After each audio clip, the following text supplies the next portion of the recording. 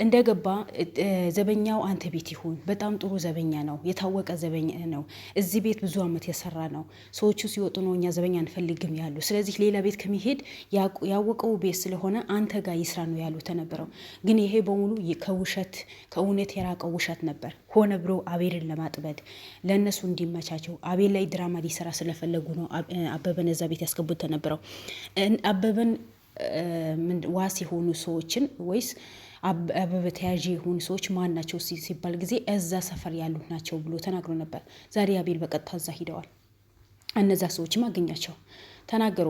መጀመሪያ አናቀውም እኛ አበበ የሚባል ማጥቀጠርንም አንተ ቤት ሲሰራ ነው የምናየው፣ ጎረቤታችን ስለሆነ ነው ያሉት ተነበረው። እሺ ከኔ አከራዬ ምን ግንኙነት አላችሁ ሲባል በምንም ነገር ጎረቤት ነው፣ በጎረቤት ነው፣ በጉርብትና እንጂ ሌላኛ ምንም የምናውቀው ነገር የለም አሉ። እሺ አበበን እንዴት በምንም ነገር አላውቅም ያለችው ሴትዋ። ግን ይሄ በሙሉ የሚያደርገው ባልዋ ነበር። ይሄ ወንጀል በሚሰራው ባልዋ ነበር። ባልዋ በመጨረሻ ሚስጥር ዘርግፏል።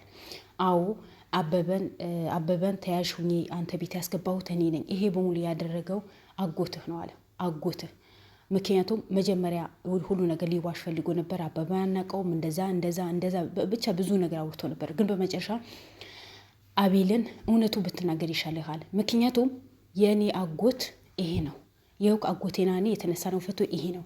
ከኔ አጎት ጋር አንተን ብዙ ጊዜ ላይፍ ታሳልፉ ነበር፣ ውጭ ትወጡ ነው የምትሉ ነበር። ግን አሁን በመጨረሻ አንዲችን ልጅህን ለእኔ አጎት ነው የዳርከው። በዛ ላይ እድሜውን የሄደ ነው ልጅህን፣ በጣም ወጣት ገና ልጅ ናት። እንዴት ነው ለሱ የምትድረው ብሎ ተናገረ። አበደ ሰውየው። እንዴት ምስጢር አወጣህብኝ፣ እንዴት ሚስቴ ልታቅ ቻለች ብሎ ሀታ ልጃቸው የአቤል አጎት ይዟት እንግሊዝ ሀገር ከሄደ በኋላ ቤተሰቦቿ እንዳያገኝ ነው ያደረጋት። በስልክ ማውራት አትችልም። ሊያ መታ ነው የምታገናኛቸው የነበረው። አስቡት፣ ሊያ የእሷ ጓደኛ ሆና፣ ምክንያቱም የአቤል አጎት ነው የላካት፣ ታወራቸው ነበረ። በመጨረሻ ግን እሷም ጠፋች። ሊያ ወንጀል ሰርታ ነው የጠፋችው። ከዛ ቤት ሙሉ በሙሉ ጠፍታች ነው ያሉ። እሺ ምን ተደረገ? በቃ አጎት ነው፣ ምንም ማድረግ አልችልም። ይሄ ሰውዬው አበበን አንተ ሰፈር ተያዥ ሆነህ አስገባው፣ ምፈልገው ነገር ስለሆነ አለኝ። መጀመሪያ ከኔ ጋር እንወጣለን፣ እንዝናናለን፣ ብዙ ነገር እናደርጋለን፣ ከኔ ጋር ስራ ጀምር ብሎኝ የቤቴ ካርታ አስይዤ ነው ብር የተበደርኩት ነበረው። በመጨረሻ ካደኝ ሙሉ በሙሉ። ቤቴ ባራጅ ሊሸጥ ባንክ ወሰነብኝ። በመጨረሻ ቤትህ ባራጅ ሊሸጥ ካልፈለክ ብሩ እኔ ልሰጥህ የምትፈልግ ከሆነ ቤትህን ከቤት ልትወጣ ካልፈለግ፣ ጎዳና ልትወጣ ካልፈለግ እኔ ብር እሰጥሃለሁ። እኔ አድርግ ምልህ ነገር በሙሉ ካደረክ ነው ቤትህ ማይሸጠው፣ ባራጅ ማይሸጠው፣ የባንክ ብር እኔ የመልስልህ አለኋለሁ። ይሄ ሰውየውም እሺ ብሎ ተስማማ። ምንድን ነው አንድ አበበ የሚባል ልጅ አለ፣ አንተ ጎረቤት የሆነ ተከራይቶ የሚገባ ወጣት አለ፣ የእሱ ዘበኛ እንዲሆን አንተ ተያዥ ሆነህ አስገባው እዛ ቤት አለው። እሺ ማን ነው የሚከራይ? ይመጣል፣ እሱ አያሳስብ፣ ብቻ አንተ ተያዥ ሆነህ። እሺ ብዬ የአበበን ተያዥ ሁኜ አንተ ቤት እንደገባ አደረኩኝ። የአበበ ተያዥ እኔ ነኝ። እሺ እሱ ጨረስኩኝ ስል ጊዜ አሁን ገና ሌላ ጨረስከው ነገር አለ፣ ሌላ ነገር አለ አለኝ። ምንድን ነው እሱ? ምን ላድርግ አሁን ስለው ጊዜ ልጅህን ለእኔ መዳር አለብህ። እንዴ አንተ እኮ ከኔ የበለጥክ ነህ፣ የኔ አባቴ እኮ ነው የምትሆነው። እንዴት ነው የኔ ልጅ አንተ ምድረስ? ጎዳና ልትወጣ ከፈለክ ከነዘር ማንዘርህ ልጅህን ከትምህርት ቤት ስትወጣ ጠብቄ አጠፋታለሁ። እኔ የተራኩኝ በጣም ሰው ያለኝ፣ ብር ከአቅሜ በላይ ያለኝ፣ ሰውን ለማጥፋት ደቂቃ ማይፈጅብኝ ሰው ነኝ። ስለዚህ ልጅህን በህይወት ልትኖር ከፈለክ ልጅህን እኔ ላግባት። አይሆንም አልኩት። ማስፈራሪያ ላከብኝ። ልጄ ከትምህርት ቤት ስትወጣ ቪዲዮ ቀርጾ ይልክልኛል። ከልጄ ዙሪያ የሱ ጋርዶች ይከታተሏታል። መውጫ መግቢያ ያጣች ልጄ ከማጣ የአግባት ለእናቷም ሳላማክር ልጄ ለሱ ዳርኩት። እንዲድረው ስል ጊዜ አይሆንም ማምሰል ጊዜ ሚስቴን መከታተል ጀምረዋል። አያህ ቤት ዙሪያ ነው ያለሁት። የእኔ ሰዎች ብዙ ናቸው። እኔ በብዙ ሰዎች የተከበብኩኝ ሰው ነኝ። ምንም ነገር ብሰራ ማንም የሚጠይቀኝ ሰው የለም። እኔ እንደፈለኩኝ መኖር ምችል ሰው ነኝ። ልጅህን ሚስትህን አጥተህ አንተ ቤትህን ባራጅ ተሽጦ ጎዳና ላይ ነው የምትወጣው። ስለዚህ ጎዳና ላይ ሳትወጣ በፊት ልጅህን ዳርልኝ፣ ሚስትህን ደግሞ ይሄ በሙሉ ሚስጥር እንዳታቅ ብሎ አስጠንቅቆ አስፈራርቶ ነግሮኛል። እኔ ምን ላድርግ ነው ያለው። በቃ በመጨረሻ እኔ ምን ላድርግ? ይሄ በሁሉ አደረኩ።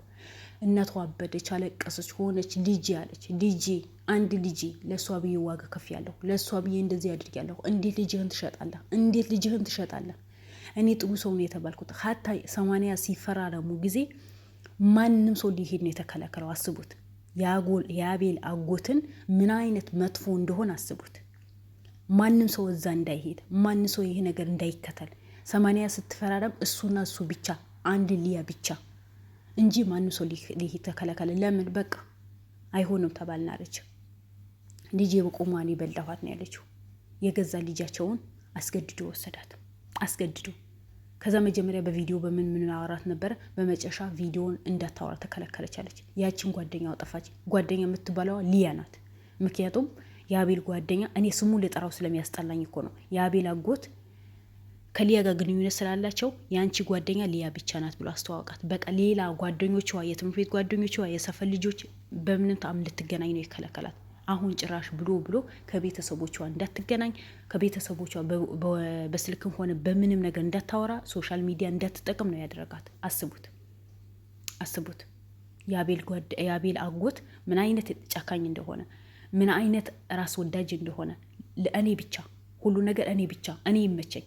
አሁን እቺ ልጅ ሳትፈልግ በግዷ ነው እንድታገባ ያደረገችው። አባቷም ሳይወድ በግዱ ልጁ እንዲደር ነው የተደረገው። አያሳዝንም? በዚህ ልክ መቼም ቢሆን እኔ እንደዚህ አይነት ሰው አይቼ አላቅም። አሁን ይሄ ጉድ በሙሉ የአቤልና ስሳማ ምንድን ነው የምትለው?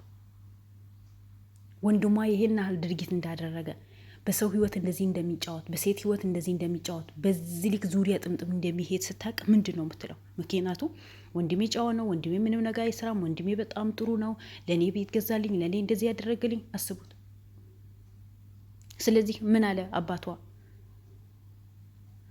አጎትህ ማለት ሰው ተብሎ ሰው ማይባል አውሬ ነው ተብሎ እንደ አውሬ ማይሸሽ ምን አይነት እባብ እንደሆነ እኔ አላቅም ነው ያለው።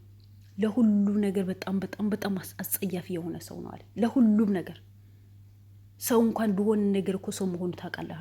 አያችሁ እኮ ከትላንት ወዳ የራሱ ጓደኛ እኮ ጎዳና ላይ እንዲወጣ ያደረገው ልዑል ነው። ያ ቪዲዮ የሰራው የምታስታውሱ ከሆነ የአቤል አጎት ልክ በፊት እንደ ማነው ስሙ ጠፍቶብኛል፣ በሉል ላይ የተጫወተበት ሰውየው ልክ እንደሱ ብር እንጂ የሰውን ህይወት ማያሳዝነው ሰው ነው። አስቡት።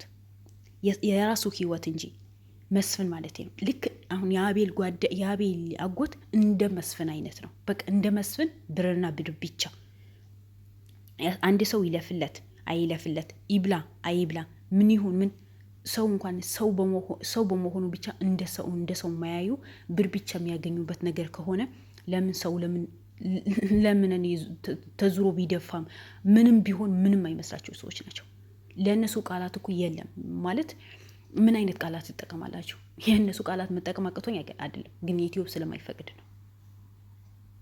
እኔ በሰው ላይ በዚህ አይነት ጭካኔ መስራት፣ እኔ ኢትዮጵያዊ ናቸው እውነት ከሴት ነው የወለደቻቸው። በዚህ ልክን የሰውን ህይወት ማያሳዝናቸው።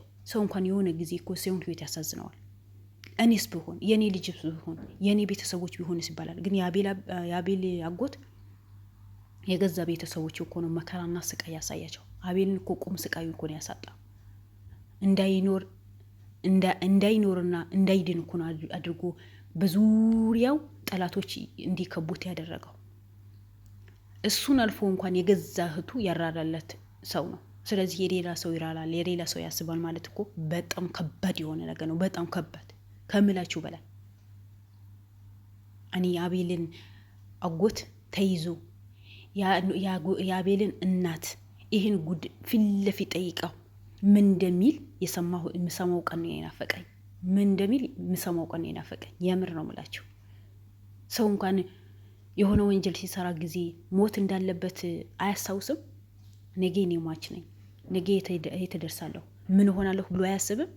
ሁሌ ራስ ወዳች ሆኖ ይኖራል። ሁሌ ብር ወዳች ሆኖ ይኖራል። ሁሌ እኔ አሸናፊ ነኝ ብሎ መኖር አይከብድም? ይከብዳል እኮ። ምክንያቱም እኛ የፈጠረን ፈጣሪ አለ። የሰው ልጆች ነን፣ ተሳባሪ ነን። የሰው ልጆች ነን፣ ሟች ነን። ሁሌ አንደኛ እንደሆን፣ ሁሌ አመፀኛ እንደሆን፣ ሁሌ ብር እንዳንኖር እንኳን አንኖር። ብር ይሄዳል ይመጣል። ግን ከምንም በላይ ሰውን ማስቀደም የመሰለ ነገር የለም። ከምንም በላይ ደግሞ ቤተሰብ የመሰለ ነገር የለም።